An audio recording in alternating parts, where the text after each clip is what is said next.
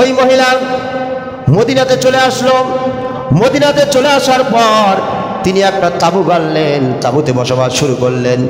3 দিন অতিক্রম হয়ে গেল, কিন্তু কেউ তার খোঁজ খবর নিল না। 3 দিন পর হযরত ওমর ফারুক রাদিয়াল্লাহু তাআলা আনহু একদিন রাতের বেলায় দেখতেছেন যে একটা তাঁবুর মধ্যে টিপ টিপ করে আগুন জ্বলতেছে। হযরত ওমর ফারুক রাদিয়াল্লাহু তাআলা আনহু সেই তাঁবুর কাছে চলে গেলেন।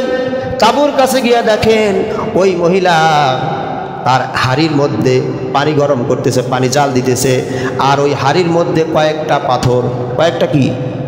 পাথর জাল দিতেছে। আর দুইজন বাচ্চা তার পাশে বসে আছে, আর বাচ্চাগুলি বলতেছে, মা আর কতক্ষণ লাগবে রান্না করতে, আমাদের প্রচন্ড ক্ষুধা লাগছে। কিন্তু ওই মহিলা খাবার দিবে কোথা থেকে, তার কাছে তো কোনো খাবার নাই। চ্যানেলটি সাবস্ক্রাইব করুন, বেল আইকনটি বেজে দিয়ে সাথেই থাকুন। আল্লাহ রাব্বুল আলামিন বলেন, ইন্নাল্লাহা ওয়া মালাইকাতাহু ইউসাল্লুনা আলান নবী ইয়া আইয়ুহাল্লাযীনা আমানু সাল্লু আলাইহি ওয়া সাল্লিমু তাসলিমা। জোরে বলি আল্লাহু আকবার। আল্লাহ রাব্বুল আলামিন বলেন, নিশ্চয় আল্লাহ এবং ফেরেশতারা রাসূলের উপর, নবীর উপর দরুদ পড়ে। সুতরাং হে ঈমানদারেরা, হে মুমিনেরা, তোমরাও তোমাদের রাসূলের উপর দরুদ এবং সালাম প্রেরণ করো। কি প্রেরণ করো? দরুদ এবং সালাম প্রেরণ করো। এখন আমরা যদি প্রশ্ন করি, ইয়া রাব্বুল আলামিন, ইয়া হাকামুল হাকিমিন, তোমার হাবিবের উপর দরুদ শরীফ পড়লে আমাদের লাভটা কি, আমাদের ফায়দাটা কি? আল্লাহর হাবিব সাল্লাল্লাহু আলাইহি সাল্লাম আজ থেকে ১৫০০ বছর আগেই সেই প্রশ্নের জবাব আমাদেরকে দিয়ে দিয়েছেন। আল্লাহর হাবিব সাল্লাল্লাহু আলাইহি সাল্লাম বলছেন, মান সাল্লা আলাইয়া ওয়াহিদাতান সাল্লাল্লাহু আলাইহি আশরা, যে ব্যক্তি আমি নবীর উপর একবার দরুদ শরীফ পাঠ করবে, আমি রব্বুল আলামিন ওই বান্দার উপর, আমি রব্বুল আলামিন কমপক্ষে 10টা রহমত নাজিল করে দিব। বলেন সুবহানাল্লাহ। আরেকটি বর্ণনার মধ্যে এসেছে, রাসূল পাক সাল্লাল্লাহু আলাইহি ওয়াসাল্লাম বলছেন, যে ব্যক্তি আমার উপর একবার দরুদ শরীফ পাঠ করবে, আমি আল্লাহ রব্বুল আলামিন ওই বান্দার উপরে 10টা রহমত নাজিল করবেন। বলেন কয়টা রহমত? 10টা রহমত নাজিল করবেন। 10টা গুনাহ ওই বান্দার মাফ করে দিবেন, এবং ওই বান্দার 10টা মর্যাদা রব্বুল আলামিন বুলন্দ করে দিবেন। সুবহানাল্লাহ। তাহলে রাসূলের কত মর্যাদা! রাসূলকে সৃষ্টি করেছেন কে? বলেন, কে সৃষ্টি করেছেন? আল্লাহ পাক রাসূলকে সৃষ্টি করেছেন। যে আল্লাহ রাসূলকে সৃষ্টি করেছেন, সেই আল্লাহ আবার রাসূলের উপর কি পড়েন? দরুদ শরীফ পড়েন। তাহলে রাসূলের মর্যাদা কত! সেই রাসূলকে পেয়ে আমরা খুশি নাকি বেজার? রাসূলকে পেয়ে আপনারা খুশি নাকি বেজার? যদি খুশি হয়ে থাকেন, সেই রাসূলকে আল্লাহ তাআলা দুনিয়াতে কেন পাঠালেন, তিনি কেন দুনিয়াতে আসলেন, এবং কেন তিনি এই দুনিয়াতে সংগ্রাম করলেন, আন্দোলন করলেন, জিহাদ করলেন, এগুলি আমাদের জানার দরকার আছে না নাই? জোরে বলেন, আছে না নাই? আমার প্রিয় ভাইরা, গত জুমার আগের জুমায় আমি বলেছিলাম, রাসূল পাক সাল্লাল্লাহু আলাইহি ওয়াসাল্লাম যদি চাইতেন যে আমি ধনী হব, তাহলে তার পক্ষে ধনী হওয়াটা খুবই সহজ ছিল। ওই সুইচটাই করে দেন, একটা বেড সুইচ আছে, বেড সুইচ আছে একটা। রাসূল পাক সাল্লাল্লাহু আলাইহি ওয়াসাল্লাম যদি চাইতেন যে আমি গোটা আরবের মধ্যে সবচাইতে বেশি ধনী হব, তাহলে রাসূলের জন্য এটা কি ছিল? সহজ ছিল। তিনি যদি চাইতেন যে আমি এই গোটা আরবের রাজা হব, এটা আমার রাসূলের জন্য কি ছিল? খুবই ইজি ছিল, খুবই সহজ ছিল। কিন্তু তিনি কি হন নাই? তিনি এগুলি চান নাই, তিনি এগুলি প্রত্যাশা করেন নাই। বরং তিনি দ্বীনের দাওয়াত দিতে গিয়ে, তিনি কালেমার দাওয়াত দিতে গিয়ে তিনি কি হয়েছেন? নির্যাতিত হয়েছেন। বলেন, কি হয়েছেন? নির্যাতিত হয়েছেন। তিনি পাথরের আঘাতে বেহুশ হয়ে জমিনে পড়েছিলেন। ঠিক কিনা? জোরে বলেন, ঠিক কিনা? অনেক নির্যাতিত হয়েছেন, অনেক নিপীড়নের শিকার হয়েছেন, কিন্তু এরপরেও কি তিনি দাওয়াতি কার্যক্রম বন্ধ করে দিয়েছিলেন? জোরে বলেন, বন্ধ করে দিয়েছিলেন। আমার রাসূল যখন নামাজে দাঁড়িয়েছেন, নামাজে দাঁড়ানোর পরে আমার রসুল যখন সেজদার মধ্যে চলে গিয়েছেন, কাফির বেঈমানেরা রসুলের মাথার উপরে বড় বড় উটের নারী ভুঁড়িগুলিকে চাপিয়ে দিত। এরপরে রসুল যখন নামাজের মধ্যে দাঁড়িয়েছেন, নামাজে হাত বেঁধেছেন, কাফির বেঈমানেরা রসুলের গলার মধ্যে ওড়না পেঁচিয়ে রসুলকে শ্বাসরুদ্ধ করে মারতে চেয়েছিল। এরপরে আমার রসুল তার দাওয়াতি কার্যক্রম বন্ধ করে দেয় নাই। বন্ধ করে দিয়েছিল? বন্ধ করে দেয় নাই। কেন? রাসূলকে এত বড় বড় অপমান করা হলো যে হে মুহাম্মদ, আসলে তুমি কি চাও? তুমি কি রাজা হতে চাও? তুমি কি ধনী হতে চাও? তাহলে গোটা আরবের মধ্যে সবচাইতে বেশি ধনী আমরা তোমাকে বানায় দেব। এরপরে রসুল তাদের প্রস্তাবে রাজি হলেন না। কেন রাজি হলেন না? রসুল ছিলেন মানবতার পক্ষে। রসুল কিসের পক্ষে ছিলেন? মানবতার পক্ষে। আর যারা রসুলের বিরোধিতা করেছিল তারা কার পক্ষে ছিল? তারা ছিল মানবতার দুশমন। তারা কিসের দুশমন ছিল? তারা মানবতার দুশমন ছিল। আর রসুল ছিলেন মানবতার পক্ষে। এই জন্য তারা কি করেন? এই জন্য রসুল কি করে নাই? কাফির বেঈমানদের প্রস্তাবে রাজি হন নাই। বরং রসুল মানবতার সম্মান প্রতিষ্ঠিত করার জন্য, মানবতার ইজ্জত প্রতিষ্ঠিত করার জন্য, মানুষের মৌলিক চাহিদা, সবাই যেন তার মৌলিক চাহিদা পূরণ করতে পারে, এই জন্য রসুল আন্দোলন করে গিয়েছেন, সংগ্রাম করে গিয়েছেন। রসুল এমন একটা সমাজ চেয়েছিলেন যেখানে সাদা আর কালোর মধ্যে কি থাকবে না? তফাৎ থাকবে না, ব্যবধান থাকবে না। কেউ থাকবে পাঁচতলায় আর কেউ থাকবে গাছতলায়। এইরকম সমাজ আমার রসুল চায় নাই। কিন্তু কাফের বেঈমানরা কি চেয়েছিল? তারা চেয়েছিল যার জোর, যার মুল্লুক তার, যার ক্ষমতা আছে ক্ষমতার বলে সে ক্ষমতা খাটিয়ে সে মানুষের উপর জুলুম করে হোক, অত্যাচার করে হোক, সে 10 তলাতে থাকবে, 5 তলাতে থাকবে। আর তার যারা চেলা আছে, যারা তার কর্মী আছে, তারা গাছতলাতে থাকবে। তাতে তাদের কোনো সমস্যা নাই। কিন্তু রসুলের কি ছিল? রাসূল এমন সমাজ চায় নাই। রসুল সবসময় মানবতার পক্ষে কাজ করেছেন। মানবতার দুনিয়া এবং আখিরাতের কল্যাণের জন্য তিনি আমরণ, সংগ্রাম, লড়াই, জিহাদ করে গেছেন। ঠিক কিনা? আরো জোরে বলেন ঠিক কিনা? এজন্য আল্লাহর হাবিব সাল্লাল্লাহু আলাইহি সাল্লাম বলছেন, উদর পূর্তি করে কেউ খেয়ে রাতের বেলায় ঘুমিয়ে গেছে, কিন্তু তার প্রতিবেশী না খেয়ে অনাহারে সারা রাত ক্ষুধার যন্ত্রণায় ছটফট করে কাটায় দিয়েছে। রাসূলুল্লাহ বলেছেন, তুমি মুসলমান হতে পারো না, তুমি নামাজি হতে পারো, তুমি হাজি হতে পারো, লক্ষ লক্ষ টাকার মালিক তুমি হতে পারো, কোটি কোটি টাকার মালিক তুমি হতে পারো, তোমার মুখে দাড়ি থাকতে পারে, তোমার মাথায় টুপি থাকতে পারে, কিন্তু রসুল বলেছেন তুমি পেট পূর্ণ করে খেয়ে ঘুমিয়েছো আর তোমার প্রতিবেশী না খেয়েছিল, অনাহারে ছিল, তুমি কখনো রসুলের হাদিস অনুযায়ী মুমিন হতে পারো নাই। কি হতে পারো নাই? আপনি পেট পূর্ণ করে খেয়েছেন আর আপনার প্রতিবেশী কি করেছে? না খেয়েছিল। রসুল বলছেন কি তুমি কি নয়? তুমি কি নও? তুমি মুমিন নও। আজকে আমাদের সমাজে অনেক মানুষ আছে যারা নিজেদেরকে মুসলমান দাবি করে, নিজেদেরকে মুমিন দাবি করে, অথচ নিজে থাকে এসি রুমে, নিজে থাকে বড় বড় বিল্ডিংয়ের ভিতরে, অথচ তার প্রতিবেশী তার ঘরে বর্ষাকালে কি পড়ে? পানি পড়ে। কি পড়ে? তার ঘর দিয়ে পানি পড়ে। এরকম মুসলমান আছে না নাই? অথচ চাইলেই কিন্তু সে ওরকম 10টা প্রতিবেশীকে একাই ঘর বাড়ি বানায় দিতে পারে। এরকম মানুষ আছে না নাই? কিন্তু করে না। করে কি? কিন্তু করে না। যারা সামর্থ্য থাকার পরেও যাদের প্রতিবেশী অনাহারে রাত কাটায়, যাদের প্রতিবেশী তাদের মৌলিক অধিকার থেকে বঞ্চিত হয়, খাদ্য, বস্ত্র, বাসস্থান, এই যে মৌলিক চাহিদাগুলি, এগুলি থেকে যারা বঞ্চিত হয়, যাদের প্রতিবেশী, আর আরেকজনের সামর্থ্য আছে, তিনি 10 তলা বাড়িতে থাকে, 5 তলা বাড়িতে থাকে, তার টাকা পয়সার অভাব নাই, লক্ষ লক্ষ কোটি কোটি টাকা তার ব্যাংক ব্যালেন্স, বুঝতে হবে এই ব্যক্তির ভিতরে আসলে কি নাই? আসলে রাসূলের হাদিস অনুযায়ী এই ব্যক্তি কি নয়? মুমিন নয়। কি নয়? মুমিন নয়। এরপর আমার প্রিয় ভাইয়েরা, আল্লাহর হাবিব সাল্লাল্লাহু আলাইহি সাল্লাম বলছেন, আল মুসলিমু মান সালিমাল মুসলিমুনা মিন লিসানি ওয়া ইয়াদিহি, যার হাত এবং জবান থেকে অপর মুসলমান নিরাপদ থাকে, সেই ব্যক্তি হচ্ছে প্রকৃত মুসলমান। বলেন সুবহানাল্লাহ। আপনি নিজেকে মুসলমান দাবি করেন, নিজেকে আপনি ইমানদার দাবি করেন, কিন্তু আপনার হাত থেকে মুসলমান নিরাপদ নয়, আপনার হাত থেকে অপর মানুষ নিরাপদ নয়। আপনি আপনার ক্ষমতার জোরে, আপনি আপনার ক্ষমতার বলে বলিয়ান হয়ে আপনি আপনার বাহুবল দেখাতে গিয়ে আপনি মানুষকে অকারণে বিনা কারণে আপনি মানুষকে আঘাত করেন, মানুষকে মারেন। এরকম মুসলমান আমাদের সমাজে আছে না নাই?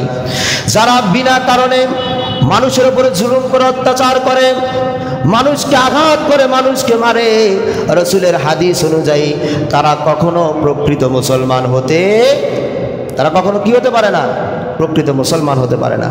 আমার প্রিয় ভাইরা, যারা অনলাইনের সাথে সম্পৃক্ত আছেন তারা অনেকেই দেখেছেন, গত কয়েক সপ্তাহ ধরে কিছু কিছু নিউজ চোখের সামনে এসেছে। এক জায়গায় দেখলাম এক ভাই তার সম্পদের জন্য জমি জায়গা সংক্রান্ত বিবাদ নিয়ে নিজের ভাইকে জবাই করে নিজের হাতে আবার তার লাশের পাশে বসে কান্না করতেছে।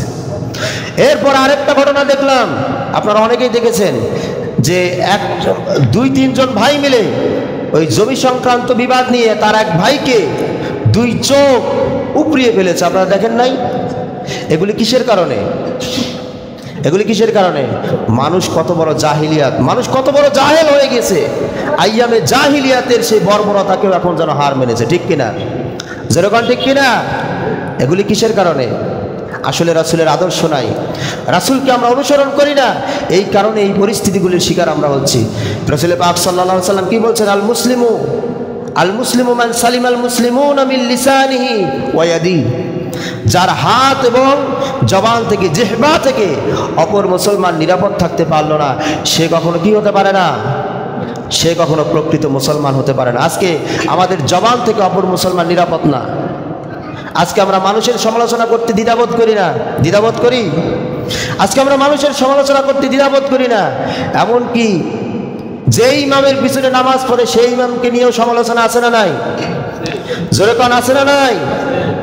যে ইমামের পিছনে নামাজ পড়ে আবার সেই ইমামকে নিয়েই সমালোচনা করে। বিভিন্ন রাস্তার বিভিন্ন মোড়ে দুই চারজন একত্রিত হয়, বিভিন্ন দোকানে চাপের নিচে একত্রিত হয়ে হুজুরকে নিয়ে সমালোচনা করে। এরকম মুসল্লি আছে না নাই? যারা ইমামকে নিয়ে সমালোচনা করে, যে ইমামের পিছনে আপনি নামাজ পড়েন সেই ইমামকে নিয়ে যদি আপনি সমালোচনা করেন, মাসালার কিতাব বলছে আপনার নামাজ হবে? নামাজ হবে না। কিন্তু আমাদের সমাজে ইমামকে নিয়ে যখন সমালোচনা করা হয়, একজন সমালোচনা করে, দুই চারজন আবার তার সাথে হাতে তালে তাল মিলায়, আছে না নাই? মজা নেয়, আনন্দ নেয়, আবার বলে ওয়াই, কি বলে? ওয়াই এইটা করছে, ওয়াই সেইটা করছে, ওয়াই করে। মানে একজন ইমাম, একজন যে সম্মানিত ব্যক্তি, সেই সম্মান দেয় না, ওয়াই করে। কত বড় নাফরমান মুসলমান যারা ইমামের পিছনে সমালোচনা করে। একজন ইমাম, যেই মুসলমানের জবান থেকে একজন ইমামও নিরাপদ থাকতে পারে না, সে কখনো প্রকৃত মুসলমান হতে পারে না। আমার প্রিয় ভাইরা, আল্লাহর হাবিব সাল্লাল্লাহু আলাইহি ওয়াসাল্লাম দীর্ঘদিন যাবত কালেমার দাওয়াত দিয়েছেন। দীর্ঘদিন যাবত তিনি অক্লান্ত পরিশ্রম করেছেন, শ্রম দিয়েছেন, যার ফলে তিনি মদিনাতে ইসলামী স্টেটমেন্ট কায়েম করেছিলেন, যার ফলাফল হিন্দু মুসলিম বৌদ্ধ খ্রিস্টান সকল বিধর্মীরা পর্যন্ত যার ফলাফল ভোগ করেছিল। আপনারা অনেকেই ঘটনাটা শুনেছেন। হযরত ওমর ফারুক রাদিয়াল্লাহু তাআলা আনহু যখন খেলাফতের পদে অধিষ্ঠিত হলেন, তিনি যখন দায়িত্ব পেলেন, হযরত ওমর ফারুক রাদিয়াল্লাহু তাআলা আনহু তিনি ঘোষণা করে দিলেন, আমার রাষ্ট্রে আমার দায়িত্ব থাকাকালীন সময়ে কোনো একটা বিড়ালও যদি না খেয়ে মারা যায়, কিয়ামতের ময়দানে আমি ওমরকে আসামির কাঠগড়ায় দাঁড়াতে হবে। কিসের কাঠগড়ায় দাঁড়াতে হবে? কি মারা গেলে? একটা বিড়ালও যদি না খেয়ে মারা যায়, তবু আমি ওমরকে কোথায় দাঁড়াতে হবে? আল্লাহর কাঠগড়ায়, আল্লাহর দরবারে আসামির কাঠগড়ায় দাঁড়াতে হবে। এরপরে ওমর রাদিয়াল্লাহু তাআলা আনহুর শাসন আমলে এক যুদ্ধে এক মহিলার স্বামী মারা গেছে। কি মারা গেছিল? স্বামী মারা গেছে। এখন তার প্রতিবেশীরা তাকে বলল যে তোমার আর এই দেশে থাকার দরকার নাই, তুমি মদিনাতে চলে যাও। মদিনাতে একজন শাসক আছে, তার নাম হচ্ছে হযরত ওমর ফারুক রাদিয়াল্লাহু তাআলা আনহু। সেই মদিনাতে যদি তুমি যেতে পারো, তাহলে তোমার থাকা খাওয়া নিয়ে কোনো টেনশন থাকবে না। ওই মহিলা মদিনাতে চলে আসলো। মদিনাতে চলে আসার পর তিনি একটা তাঁবু গাড়লেন, তাঁবুতে বসবাস শুরু করলেন। 3 দিন অতিক্রম হয়ে গেল, কিন্তু কেউ তার খোঁজ খবর নিল না।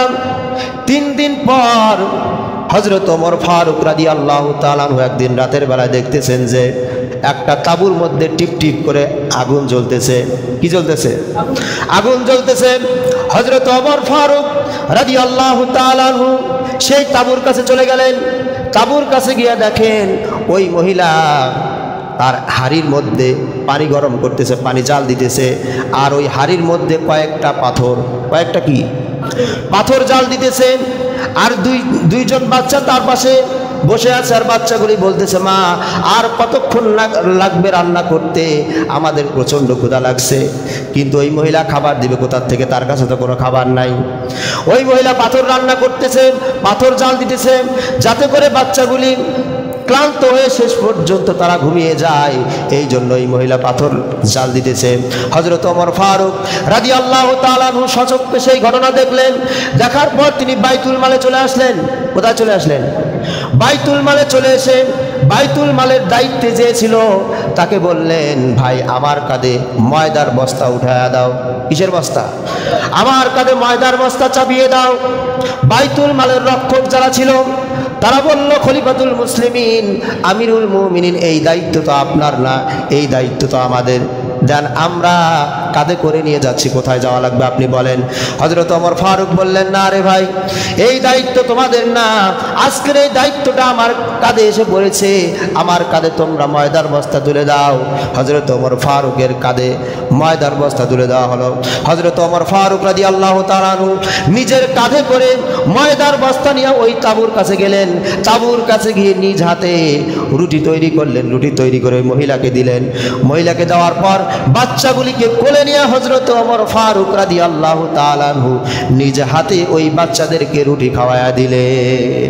নিজ হাতে বাচ্চাদেরকে রুটি খাওয়ালেন ওই মহিলা। হযরত ওমর ফারুক রাদিয়াল্লাহু তাআলা আনহুর এই কাণ্ড দেখে ওমর ফারুক রাদিয়াল্লাহু তাআলা আনহুকে বলতেছে, এই রাজ্যের, এই রাষ্ট্রের খলিফা ওমর না হয়ে যদি বাবা তুমি হতে, তাহলে কতই না ভালো হতো। ওই মহিলা তো জানে না যে যেই ব্যক্তি তাকে রুটি বানায় খাওয়ালো, তার বাচ্চাদেরকে কোলে নিয়ে রুটি বানায় খাওয়াচ্ছে, ইনিই হচ্ছেন ওমর। ওই মহিলা তো জানে না। হযরত ওমর ফারুক রাদিয়াল্লাহু তাআলা আনহু বললেন, মা আগামীকাল তুমি মদিনার ওই যে রাজদরবারে চলে আসবা, সেখানে ওমর আছে, ওমরের সাথে তুমি দেখা করবা। মহিলা চলে গেল। পরের দিন হযরত ওমর ফারুক রাদিয়াল্লাহু তাআলা আনহুর সাথে দেখা করতে গিয়ে দেখেন, গতকাল রাতে যেই লোকটা তাকে রুটি বানায় খাওয়াইছে নিজ হাতে, তার বাচ্চাদেরকে কোলে নিয়ে রুটি তৈরি করে খাওয়াই দিয়েছে, সেই লোকটাই ওই সিংহাসনে বসে আছে। ওই মহিলা তো ভয় পেয়ে গেল যে আমি কাকে কি বললাম।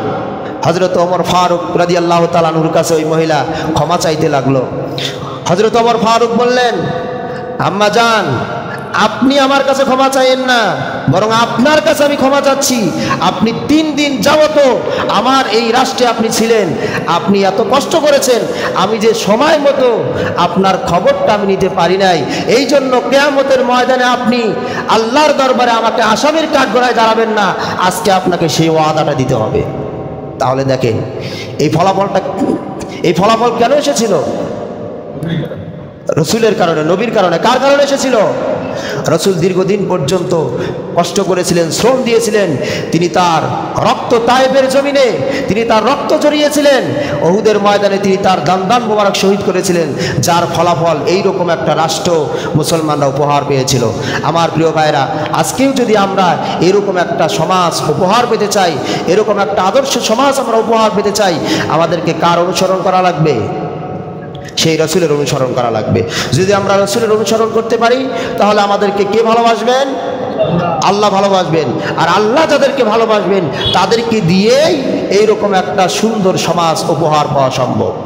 এজন্য আল্লাহ রাব্বুল আলামিন বলেন, কুল ইন কুনতুম তুহিব্বুনাল্লাহ ফাত্তাবিউনি ইউহিব্বুকুমুল্লাহ ওয়া ইয়াগফির লাকুম যুনুবাকুম আল্লাহু গফুরুর রহিম। জোরে বলি আল্লাহু আকবার। আল্লাহ রাব্বুল আলামিন বলেন, হে রাসূল আপনি বলে দেন, যদি তোমরা আল্লাহকে পেতে চাও, যদি তোমরা আল্লাহর ভালোবাসা পেতে চাও, কার ভালোবাসা? যদি তোমরা আল্লাহর ভালোবাসা পেতে চাও তাহলে আমি নবীকে অনুসরণ করো। আমি নবীকে যদি তোমরা অনুসরণ করতে পারো তাহলে আল্লাহ রাব্বুল আলামিন তোমাদেরকে ভালোবেসে ফেলবেন।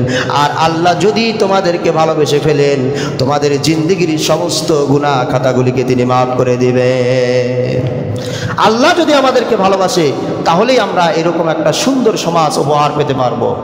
এরকম একটা সুন্দর উপহার সমাজ একটা উপহার পাবো, যেই সমাজে কেউ পাঁচতলায় আর কেউ গাছতলায় থাকবে না, যেই সমাজে কেউ তার মৌলিক অধিকার থেকে কি হবে না, বঞ্চিত হবে না, যেই সমাজে চিকিৎসার অভাবে একজন গরিব অসহায় মানুষ মারা যাবে না, যেই সমাজে একজন মানুষ যদি চিকিৎসার অভাব, তার যদি টাকা পয়সার সমস্যা হয় 10 জন মানুষ তার পাশে গিয়ে দাঁড়াবে, এরকম একটা সমাজ আমরা উপহার পাবো যদি আমরা কার অনুসরণ করতে পারি, কার অনুসরণ, যদি আমরা রাসূলের অনুসরণ করতে পারি।